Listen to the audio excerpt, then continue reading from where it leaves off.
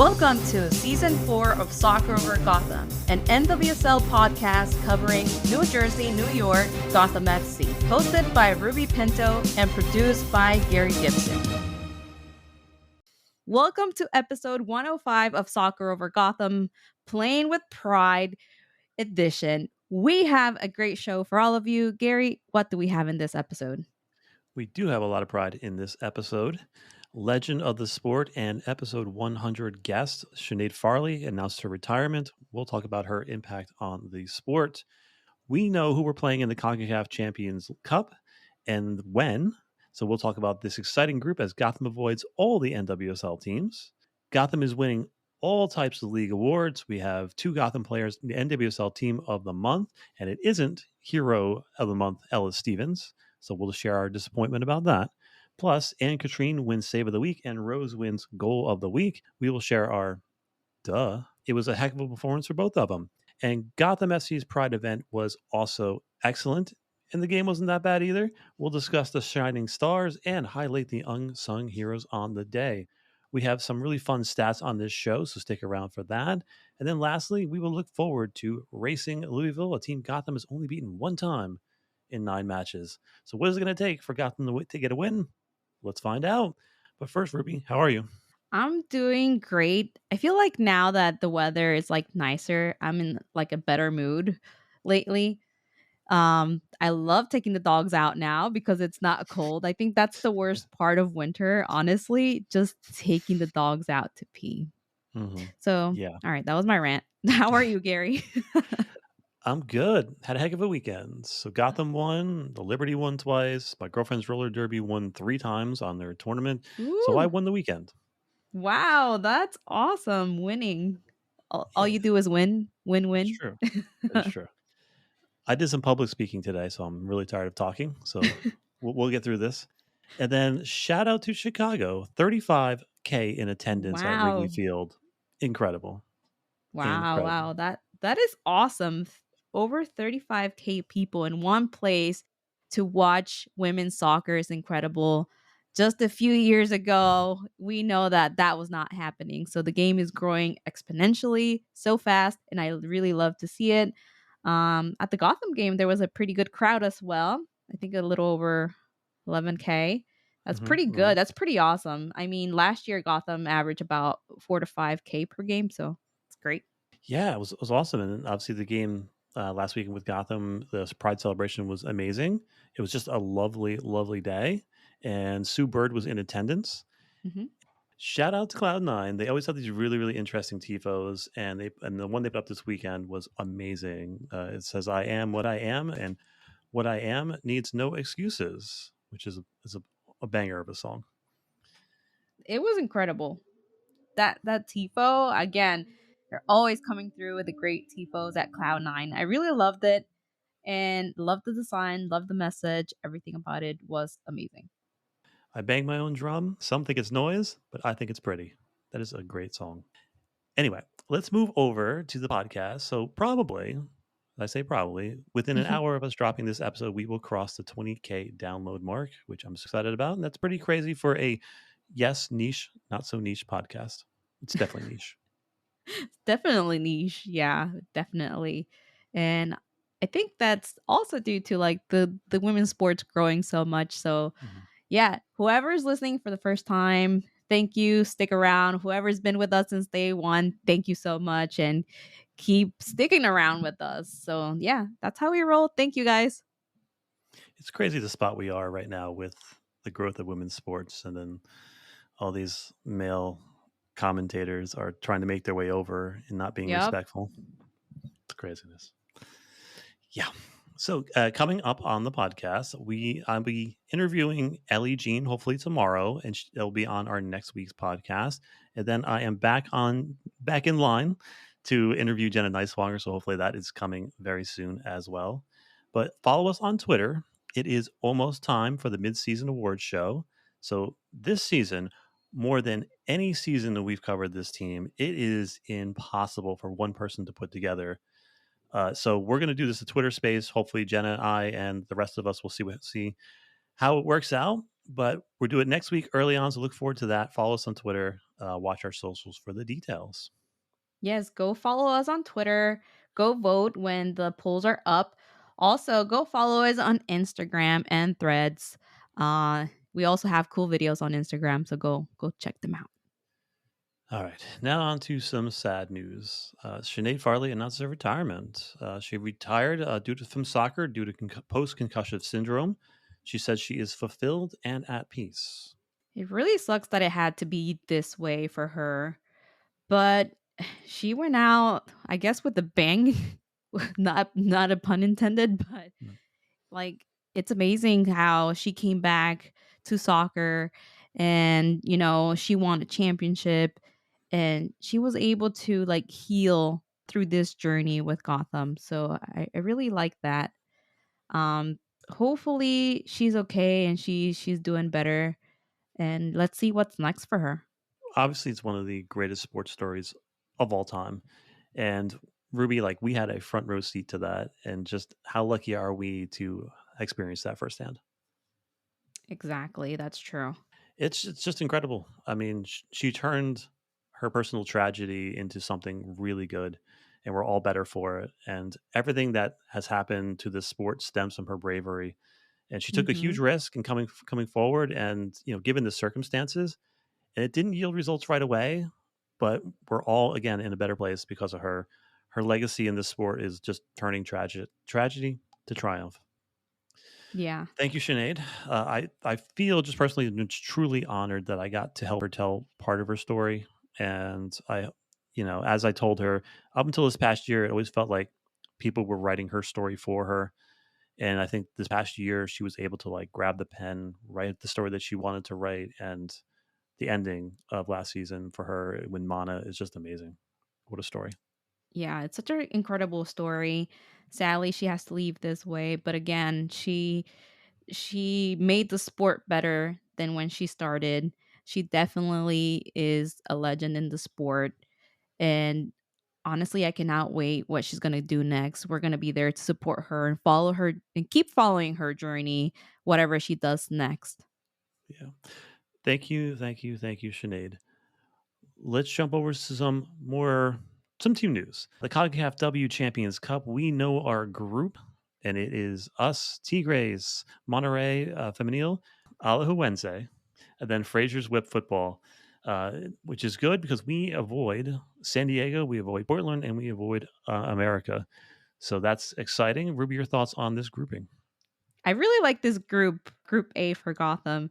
I'm so excited to see them play other teams, especially Rayadas of Monterrey, because they are the champions right now for La Liga MX Femenil. So they just won the title last month. So that I think that will be interesting to see Gotham play them. Plus Ana Lucia Martinez plays for Rayadas and she also plays for Guatemala. So and I follow her, so I would like to see her on the field with Gotham at the same time, even though she's on the other team. But yeah, I think it's going to be really good. Again, this makes the sport grow even more for other countries and also like helps develop other players, and I think it's really good for just for the sport in general. Doing all these tournaments again, it's going to be really hard for these players because they're going to have extra games to play during this season, but I mean, at the same time, it's really good for the sport. Yeah, this is exactly what I wanted. I don't want any. I'm tired of NWSL teams. So the whole point of this tournament is to play teams outside of the NWSL, and we're doing that. So Hmm. we have 4 games in the group stage: September 8th, September 9th. Sorry, September 5th, September 19th, October 2nd, and October 16th. 2 of those are at Red Bull Arena, and then we have one in Kingston, and then we have one in Morera, Soto. So this is going to be a very interesting. A lot of travel. I hope the team's up Yeah. for it. But other than the travel, I think this is going to be a fun tournament. Yeah, it's really gonna be really good, and I'm pretty sure we're gonna get to see other players in like Gotham and see more rotation in the starting 11. Um, it's gonna give a lot of players that don't get many minutes like the that time to play and just show their skills. Yeah, if we have players. Right? Stop. We No. need more players. We're hiring. Yeah. Gotham FC needs players. This episode is ramping up. We have NWSL Best 11, Jenna Neiswanger and Ann Katrin Berger for last month. Just Ruby, your thoughts on their performances last month? I mean, best 11, and yeah, that's right. They're the best 11. No brainer there. They had such a great season so far, and last month they killed it. These two players are just incredible. Glad to see them here playing for Gotham. Bummer about Stevens, but hey, we got two players. True, true. They both had solid impacts. Yeah, yeah. Boo on not having Stevens there. That's a tough one to swallow. But Yeah. Anne Katrine keeps rolling, and she wins Save of the Week, and Rose wins Goal of the Week. Your thoughts? I mean, who else is gonna be? They're both killing it. But we're gonna talk about her later. She's just so incredible. Like, I think she's an octopus or something. Like, last game she did so great. Duh. Exactly. Duh. All right, let's move over to this game. This was Pride afternoon. 6 games unbeaten in 4 games at home, undefeated streak on the line. Gotham has come alive in the scoring department since the insertion of Ella Stevens. Now, Gotham has multiple goal games and a multiple goal half in their last 2 games. Angel City has underperformed this season. They're sitting in 11th. They are relying a lot on Claire Emsley to be their offensive spark. 5 goals and 2 assists on this season. The injury list, sadly, was not really any shorter. We added Sinead Farrelly to the list. Then Kelly Harris still there for her knee. Lynn Williams was out for a lower leg, and Kristen is still out. It's a bummer. It's a bummer, Ruby. Now onto the formation. This is actually really interesting formation considering we had 2 weeks to recover and hopefully get some players healthy. We have Crystal Dunn starting at forward, Stevens at the 9, Ryan at the right side, and Esther coming off the bench. The midfield of Lavelle, Martin, and Sheehan. Then Neiswanger, Davidson, Sonnet, Freeman, and Berger in goal. Your thoughts, Ruby? First of all, I want to say how we have Sonnet and Davidson here in this starting lineup. Yay! I think we've been asking for this to happen, and I'm so glad to see it. Another thing is that Freeman with her first start of the season. Love to see that. Glad she got some minutes, and we definitely going to need her during the Olympics. But also when Gotham plays these two tournaments that are coming this summer, which is the Summer Cup, and then you just announced the Concacaf Champions Cup. Obviously, Amros listens to the podcast because he gave the fans what they wanted, which was the Sonnet Davidson pairing. So hey, that's on us. So we're proud of that. Stevens deserved the start here. She's been amazing. Then almost all of our national teamers are on the field at the same time, which is pretty exciting. Minus Williams and Sheehan. Also, I want to make a correction. I'm not even sure if it's a correction or not, but I'm going to do it just in case. I said last episode that I might have said the word started, but I meant played in. So Sheehan is the only player to start in every game this season. Esther and Sana have played in every game, but Sheehan is the record holder right now for consecutive starts. Ooh, wow, that's amazing. That's consistency and hard work right there. Yeah. See how honest I am? I apologize even when I don't have to make corrections. We forgive you.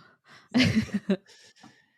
Now, getting to this first half, and the theme of Angel City is their desperate side. So they're just going to come out on our front foot in both halves, and Gotham's just absorbing pressure early on. There's still too many missed passes in transition through the middle of the park. Gotham keeps turning it over in the first half. And then the 10th minute, Gotham gets into this game. They have plenty of chances to put this one away early. Jenna goes wide. Rose gets blocked twice in one sequence. Stevens goes high on a header. Both the goals in this game kind of felt like they were just coming for a couple minutes.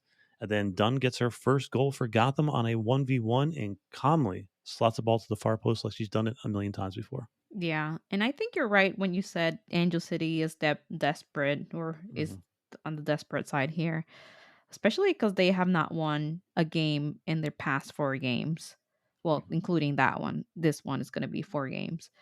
And I think they're just like looking for whatever, like trying whatever, waiting on Kristen Press, I guess. I mean, they're also missing Sarah Gordon right now. That's not good for them. But I'm also thinking to myself, like, what happened to the talent? Like they have great players. They have LaRue, they have Thompson in there, and Thompson's sister, um, Messiah Bright. She Messiah doesn't even. Bright. They have Yeah. Messiah, which she didn't start this game. I thought it was a little odd. I think I would have like let her start because she is a great player, a powerful player. I mean, I guess that's good for us. She didn't start this game. I'm just trying to like figure out what's going on in Angel City. I don't know what's going on over there. But now we talk about Gotham. Gotham it was doing an amazing job out there. How about Burger? She was killing it out there. Everyone was putting like the work in as a team. I was kind of like writing down like players that were like standing out to me. And by the end of the game, I probably had like more than half of the team. Yeah, Messiah Bright. She seemed like she was a perfect fit for that team. I have no idea why Mhm. she's not getting minutes. It's weird. It's very weird, especially if you're not scoring many goals. You got a goal scorer sitting on your bench. I don't know. I don't know what they're doing over there. I think as far as Gotham goes, like they did a great job in the first half of just controlling Angel City. Like Angel City just could not get into any dangerous areas. They kept them to the sidelines, and they don't have like a Carson Pickett or Sofia Huerta who's going to play balls in from that area. So they were really kind of kept in check. Like if they did it centrally, Gotham had that block, and Angel City takes a couple of shots, and even if they're taking shots, they have to get through 3 or 4 people to get to the goal, which they unfortunately did a couple times. And then Ann Katrin grows a leg on this one, and then she grows an arm on the other one. I don't know how she's making these saves; it's just ridiculous. Uh, I just don't know how she's doing it. Oh my god, for real. I don't even know how she's doing it. How literally, like, every time I was like, "Oh my god, that was so close. Oh my god, she's amazing. What the hell is she doing over there?" Like, her skills with her hands are, like it's amazing, and then with her feet, I think even better. It's Mhm. crazy. This crowd was something else. 11,662 said to be in attendance. This was I think this was the largest pro Gotham crowd Mm, that I can remember. Like we've yeah. had large crowds before, but like it was like external factors, Morgans in attendance and those things. But like this was a pro Gotham crowd, so I was very excited about this. Gotham did an amazing job. That the day was beautiful, the crowd was awesome, tons of great fan experiences in this one. Uh, I think I was caught on the big screen. You said you caught. Yes. You were on the big screen. I was like, "Wait, is that Gary?" It was you. When they were doing the trivia right before the game. That was really fun. I always feel like no one can see me and like no one's paying attention to me. So like I get to my seat and then like Aaron's right there in front of me. So I'm like taking a picture of him and I look up and I see this big camera right in my face. I'm like, uh oh. For a second, I thought they were gonna ask you the questions. They Or better were not. you I were you can't. giving the girl the answers? I kind of was. No, she was doing well on her own, but in the background, I'm just like giving her the answers. I cannot get one of those questions wrong. Like it would be bad for our publicity. I know. So No, I did know the answers as well, but I was like, "I bet Gary's telling the girl the answers." But yeah. There was yeah, one she kinda, like, hesitated a little bit. yeah, But yeah, again, the crowd was amazing, was yeah. really, really amazing out there. Uh, it was crazy, like, the weather was perfect, it wasn't too hot, it wasn't too cold. I just think it was such a great day for that game and for being Pride. Another thing that I think why I think more people are going to these games. I have seen a lot more marketing for these games, like to buy tickets. And that's something that we spoke about last season that they needed to like do a little more marketing. And I think yeah, they're doing that now. I see it everywhere: Facebook, Instagram, Twitter, everywhere to buy tickets. And that's good exposure because a lot of people are on their phones. Yeah. You know, even with the other large crowds we had, these weren't really good games. Unfortunately, Yeah. this game was awesome. The atmosphere, I think everything went perfectly. So I'm just hoping these fans had such a good time they're going to show up again. So, yeah. But I will say something this about Berger is that her distribution, as you mentioned earlier, is just unreal. Like there's a couple of times where she like played seemingly like aimless balls out of pressure, and but they just find like a wide open player's feet and stride, and I'm like, how in the world did she even see that player? Mhm. But she's unreal, absolutely unreal. Let's jump to the second half, and we'll go right back to a desperate Angel City side. They start throwing everything forward. Gotham is still absorbing. Then, so listen, Ruby, this is wild. It's like you seemingly just cannot beat Berger straight up. Like she takes a great position, she makes herself so big that you just have to Yeah. do something unusual to beat her. I mean, a couple of games ago it was the ball at the back of her head. And then this one, the ball comes forward the top, the center back and the forward miss it, and it just finds its way to the back of the net. Just feel bad for Anne because she was there's if the ball was coming straight at her, there's no way she's not saving that ball. But yeah, but Gotham wakes up and they are determined to get one of the back. They like having a 1 goal lead, so they just were very determined to get back to that 1 goal lead. And then Rose just took over this game in the second half. I mean, what a give and go with Sheehan, Yeah. and Rose just blasted one home. Yeah, that was incredible. I take my hat off for Rose LaBelle. She is such a unique player. And in my head, I'm like, you would think she would be more careful and she's not gonna make too many risky plays, especially right before an Olympics. You don't wanna get injured. But she was out there just giving it all for club and she's giving it all for country. And I love to see that. I love to see a player that's not scared. Yeah, she was really going in on tackles. It does make you like very, very, very nervous. Yeah. That's so about that goal. After the Rose goal and the celebration kind of quieted down a bit, I remember sitting there thinking, I've seen this goal before. Where have I seen this goal before? And I was thinking back to like that is the same exact goal she scored against us in the championship game. She was one on one Mm, with the one on one with the keeper. yes. She makes she opens up her hips, freezes the goalkeeper, goes in your post, and I was like, all right, I'm just glad we're on the right side of this time. I know, exactly. Yes, it's pretty similar. Gosh, Yeah. she's so good. She did. And honestly, Ruby, what a moment. McCall Zerboni makes her return from ACL surgery. And not only that, she's given the captain's armband. Just welcome back, McCall. Played for the first time since August 19th, 2023, and she was awesome. Oh my god, she was, like, so key for Gotham last year, making it to the playoffs and making it to the championship. She had an amazing season until she got hurt, so it was really amazing, and I think I was really happy just to see her back on the field. She has worked so hard to get back, really, really, really, really hard, and I know it that she has. She's probably, if it was for her, she'll be on the field like months ago. But hey, I'm just so happy to see her back on the field. Like you said, she got the captain's armband. That was amazing when Maitane just came to like put it on her arm, and everyone was cheering so loud at Red Bull Arena. It was really incredible. Yeah, well, she looked like herself. She was Yeah. disruptive in the press. She was controlling the tempo of the match. And she was organizing. I mean, getting a four-time NWSL champion back on your roster is a pretty good boost to your depth. So there's that. Then it felt like that third goal was coming. I mean, Gotham continued to press until the end, just didn't happen. And then Jenna almost chipped Didi from 30 yards out.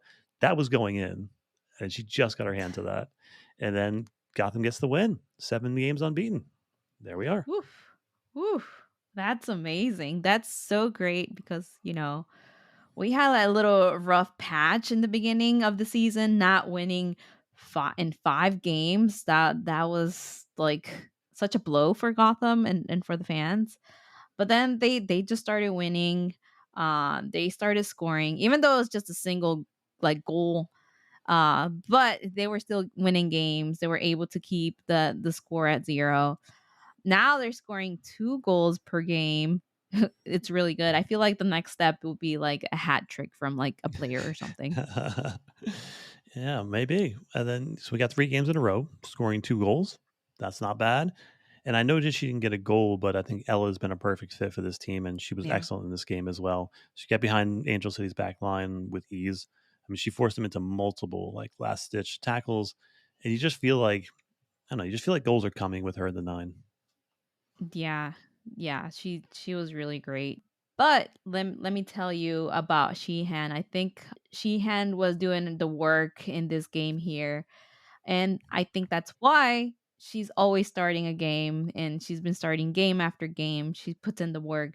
We know she's not a goal scorer, but she is a player that will find herself in the right spot and like give or pass the ball to her teammate to put them in the best position to score. Yeah, she is the heart of this team at this point, and she was awesome. And if you look at the heat map, it was the entire field. Mhm. She was everywhere.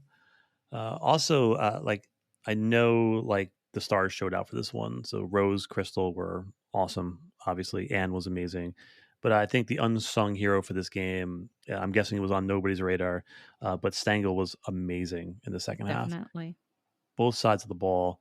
I'm on the opposite side of the field from where she was playing from, and I'm just watching. Like she was had such an aggression and a determination, and she was getting stuck into Mhm. tackles. She had 2 that were like 30-yard dribbles where she just took on a Yes. couple players, muscled them off. Yeah, incredible. Yes, that was I she was on my list too about players Mhm. that stood out for me in the game. Yeah, she did that like a couple of times and I was like, "Wow, look at her just taking on players like 1, 2, 3." I was like, "Okay, she's determined." Yeah. 87% passing, 8 for 10 ground duels. She won her 1 area duel, 5 recoveries, 4 for 4 central dribbles, and 3 for 4 on tackles. What a performance. And so I think that deserves maybe a look at a start next game because she was awesome. Yep. Any final thoughts? My final thoughts for this game, I think Gotham is going on the right direction. They're doing all the things right. They found chemistry on the field. All the players are doing their part. They're doing a great job. It's hard just to say like only this person and this person are like putting in the work, and it's not that way. We just see it game after game. And yeah, it's my final thought. Yeah, I mean, Gotham looks like a team that can beat anybody at this point. They're Mhm. playing amazing defensively, and they're starting to pick up on the offense. And yeah, and one thing that definitely helps is having McCall Zerboni back on the field. And Crystal Dunn said, she says, we have celebrated McCall up to this moment. And I think it just speaks to her as a person, as a teammate, as a competitor. Every day we see her working hard, lifting the team up on days that I know are difficult for her, whether it's a setback with her progression or just, an off day. She's just somebody who gives so much to the environment. Seeing her dress today was amazing. And then seeing her step onto the field and doing the things she has always done in this league, I just think it's so incredible. It's just amazing to know her, to be able to now play with her. And I just know her journey hasn't always been easy. Today was such a special moment, and I'm just happy as a teammate that I was able to be there celebrating her. Yeah, definitely. Such an amazing quote from Dunn. She has put in the work, like I've said, day in, day out, like trying to get back as fast as possible. So it's really good to see her on the field. We definitely missed her. So we'll see what happens. Hopefully we see her next game playing. Yeah. She's a legend. Simply put, she's a legend. She's captained every team that she's ever played for.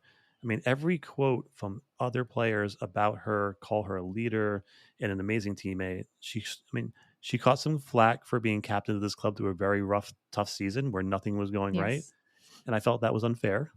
Now, McCall has gotten some things wrong and was fairly criticized for that. Not relitigating that. But if you look at the totality of her character, she's a winner, a leader, a warrior. I'm just happy she's back. Now, on to Mandy on her 81st regular season appearance and 100th appearance across all competitions. She said, wow, that's my first time knowing about that. I think it's a great achievement. I think longevity in this sport, in any athletic sport, is really hard. It takes a lot mentally, it takes a lot physically. So I'm grateful to be able to have that achievement. I couldn't do it without my people behind me, and that's my team. That's Cloud9. That's all the supporters that are seen and unseen.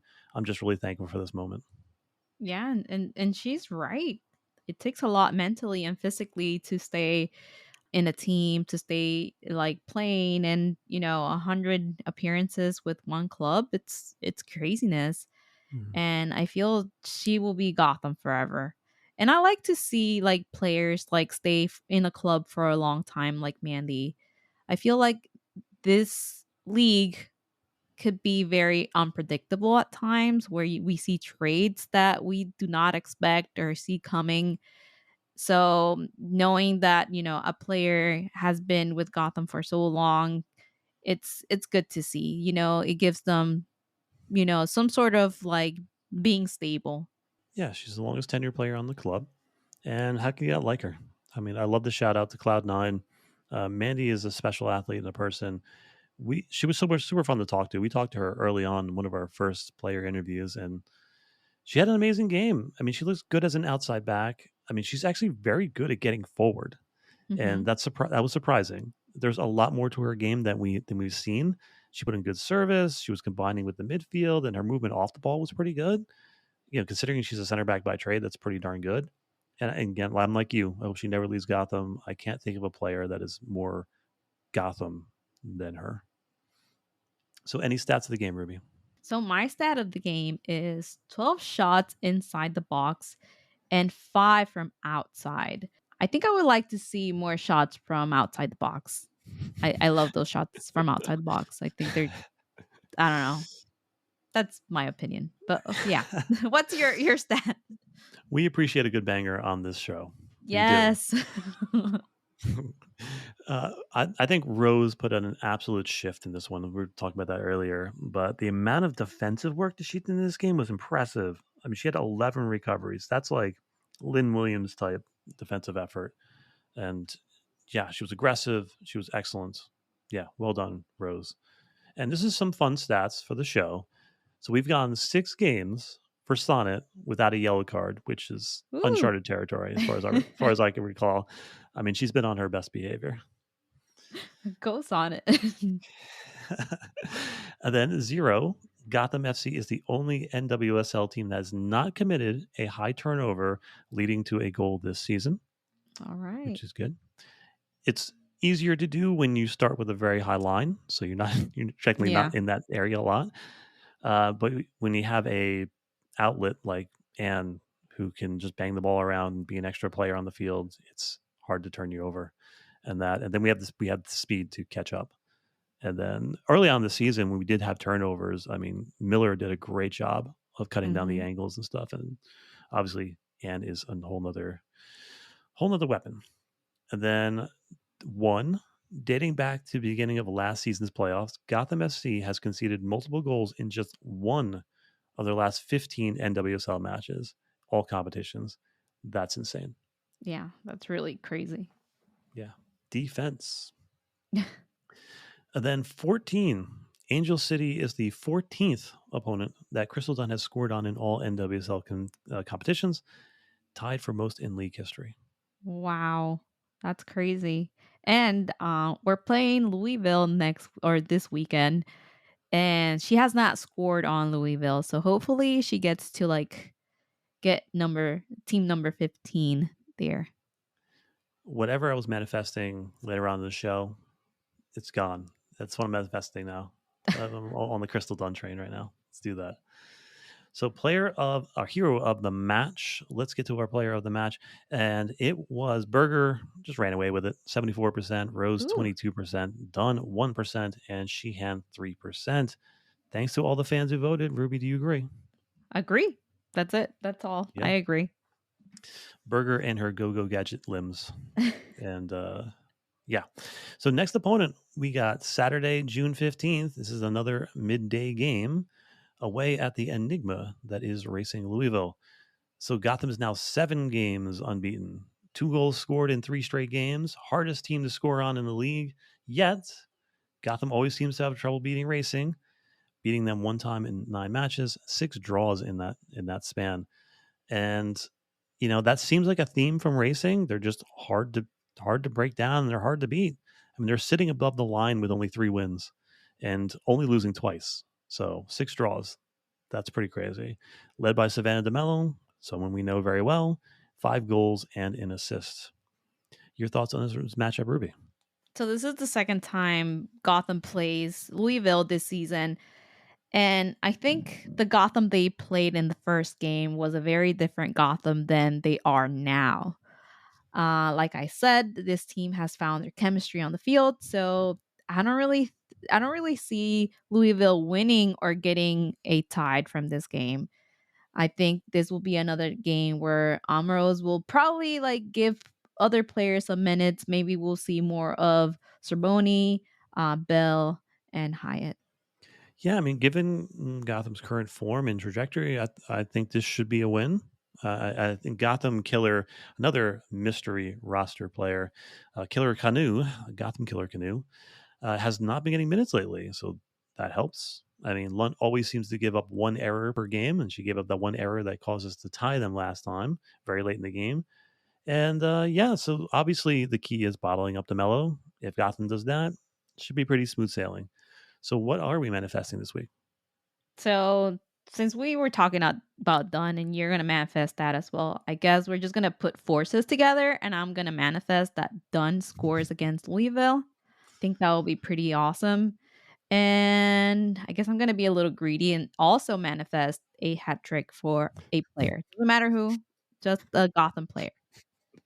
Not going to go that far, but I'm all in on Crystal Dawn. If Crystal Dawn gets a hat trick, then we should just set up. We should just play the lottery because uh, we're Hey, winning you, everything. you gotta shoot for the stars. Or what is it? Shoot for the moon and land on the stars. I don't know. Something like that.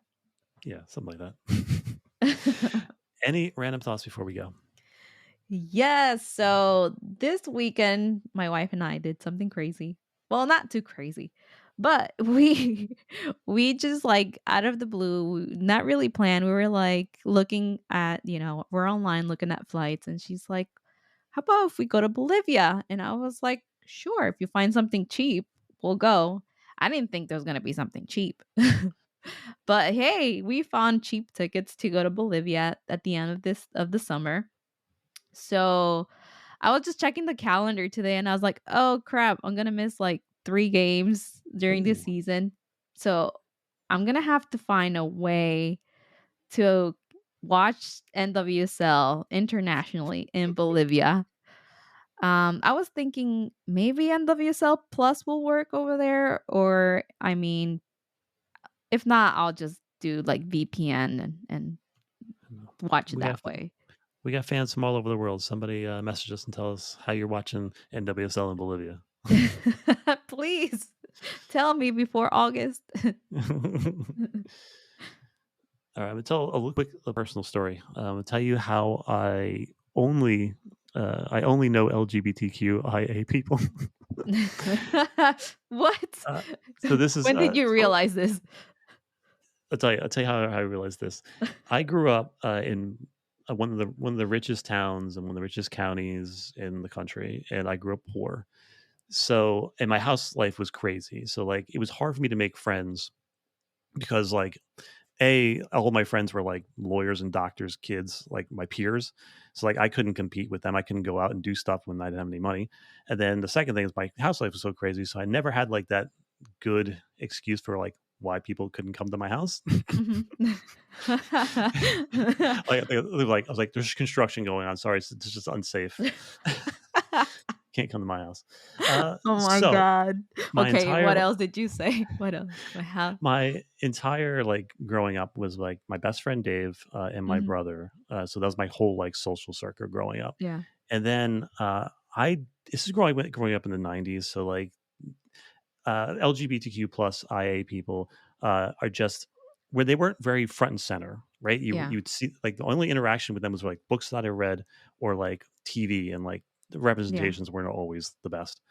So I went from like not quote, like heavy lifting is these air quotes right now. I didn't know any openly LGBTQ plus people. Then when I turned like 18, within like a month's time, both my brother and my best friend came out as gay. Not together, but like separately. It was like Yeah. I remember that being like pretty shocking because like going from like not knowing like any open LGBTQ plus to only knowing my whole Yeah, what life. was All this? I Like the early 2000s maybe? oh yeah, it was late in like 99 2000 Yeah. ish. I mean, that was Yeah, another world back then. yeah, it was shocking, and it took me like too long, probably like 3 days, but like took me too long to like really process all that information. Mhm. But, I realized that, like, our relationship didn't change because, like, it was just same but different, right? Like, the Yeah. same everything we do is the same, it's just I know something different about you, it just is what it is. So, our relationship didn't change, but I noticed how, like, their relationship with the world around them changed, from like the way my family interacted with my brother, and then how my friend Dave was like totally like how basically got disowned. So Mhm. I got to see early on the how the world treats LGBTQ IA plus people, Yeah. and that's why I've been like such a like a firm ally, and I'm very very defensive Yeah. and protective of my friends. And it just seems like, because I'm just a weird person, I guess. But like I only do what I want to do, and I don't care Mhm. what other people think of me. And it seems like all the pockets of space that I end up like entering, I'm just surrounded by, you know, uh, by LGBTQ people, Yeah. and it's like I think I have like one straight friend. It's funny. Like Rapino said, "Go gays, let's Yeah. go." Right. For real. Yeah. That's a great story, honestly. Yeah. And I didn't mean to laugh that you were the poor kid in the rich area It's fine. because I mean, I grew up in a small town in Florida Uh-huh. and it was not the best part of town. So everyone could come to my house because, like we were all just poor. Mhm. But yeah, that's a great story, and I'm glad you kind of brought it up because today is the anniversary of the shooting at Pulse in Orlando. Yeah. Mhm. So of course, it's such a sad story. What happened there is such tragedy. That was one of my favorite places to go to when I lived in Florida. That was like my safe place. Even when I wasn't really like out, like I used to go to like Pulse Orlando with my friends. It was such a great environment there. Like, so every time this time of the year comes around, like it's pretty sad because I knew a couple of people that passed in the shooting. But again, I also have like such great memories from this place that like it's so sad that that happened there. But yeah, again, I'm glad you have a lot of LGBT friends out there. Go gays. We're the best. Good guys. Mm.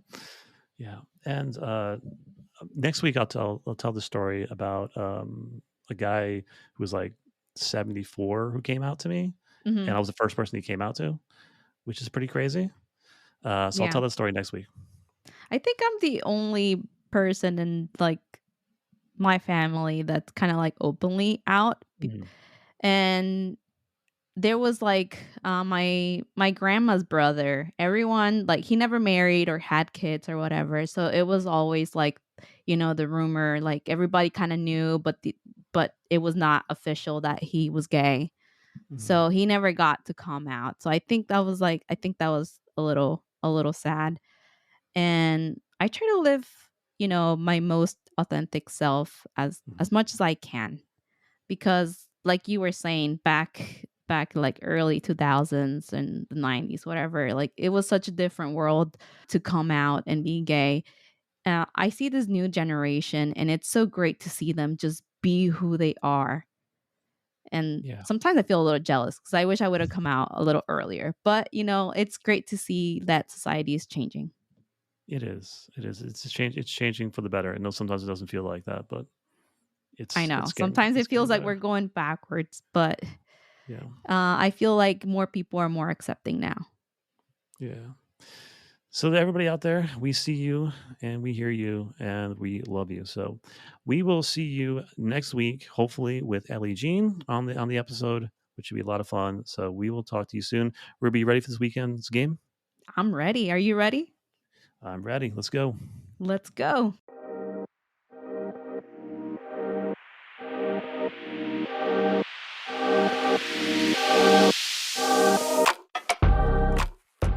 Hi everyone. This is Gary. Thank you for listening and supporting our project. Here are other ways you can support the show and connect with us. First, word of mouth is everything. So please share our show with anyone who might listen. Also, please rate us 5 stars on Spotify and review us on iTunes. You can purchase our merchandise at the TeePublic store. Join in the conversation on Twitter at OverGothamPod and Instagram at SoccerOverGotham. Lastly, you can email your thoughts and questions at soccerovergotham@gmail.com. Once again, thank you.